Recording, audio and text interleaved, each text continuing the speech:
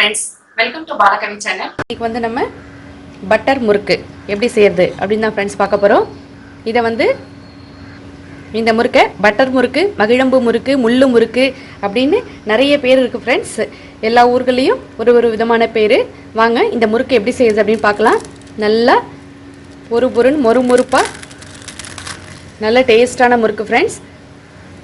இதுக்கு எவ்வளோ மாவுகளோட அளவுலேருந்து எல்லா மெஷர்மெண்ட்டோட நம்ம இந்த வீடியோவை ஃபுல்லாக பார்க்கலாம் வாங்க ஃப்ரெண்ட்ஸ். வந்து மாவு பச்சரிசி 1 கிலோ எடுத்துக்க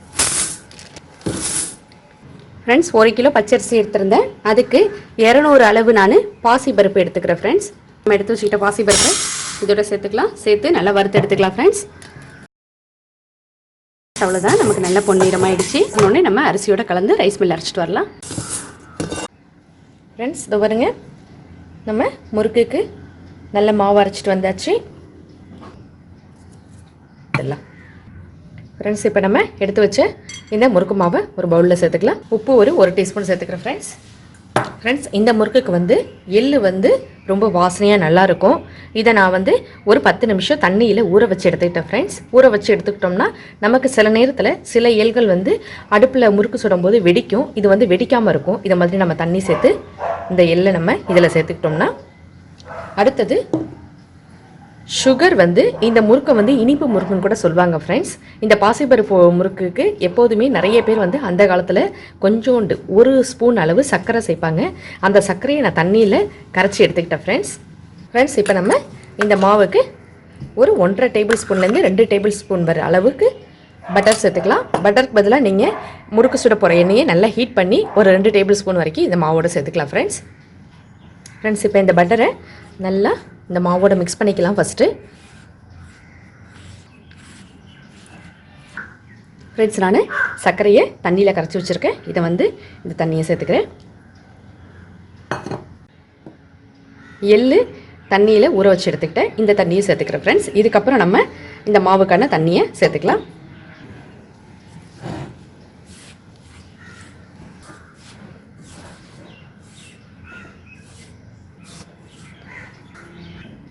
ஃப்ரெண்ட்ஸ் இப்போ நம்ம தண்ணி கொஞ்சம் கொஞ்சமாக சேர்க்க ஆரம்பிச்சிடலாம்.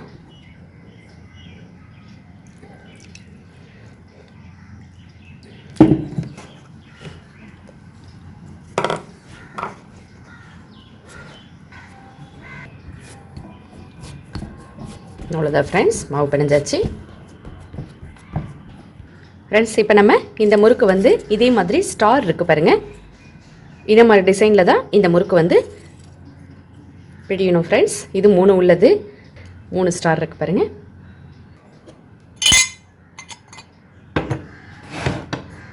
மாவு வந்து ஃப்ரெண்ட்ஸ் இது பாருங்கள், இந்த மாதிரி பதத்தில் இருக்கணும்.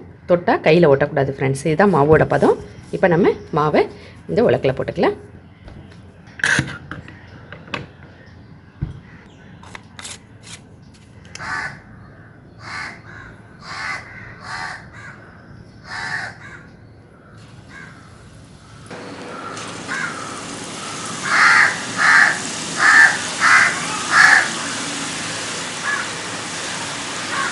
எண்ணெயோட ஹீட்டை குறைவான தீயில் வச்சிங்க. நமக்கு கையால் எண்ணெய் சட்டியில் பொழியும் போது ஹீட் ஆகிடும்.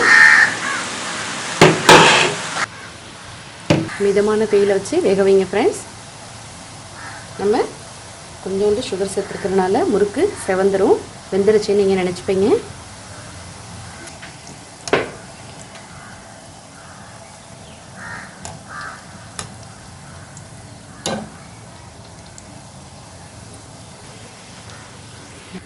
ஃப்ரெண்ட்ஸ் நமக்கு நல்லா சலசலப்பு அடங்கிடுச்சு, எடுத்துடலாம்.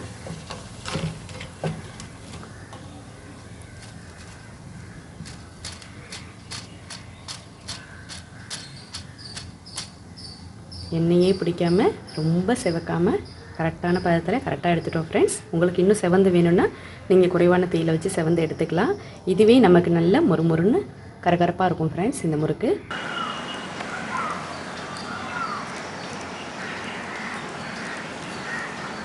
நல்ல பெரிய முறுக்காக வரும். இது பெரிய கரண்டியாக இருக்குது. ஒரே முறுக்காக நம்ம போட்டு எடுத்துக்கலாம்.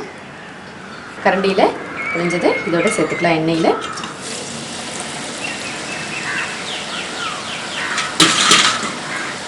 அவ்வளோதான் ஃப்ரெண்ட்ஸ், முறுக்கு சுடுறதுக்கு பயப்பட வேண்டாம். அவ்வளோதான் ஃப்ரெண்ட்ஸ்.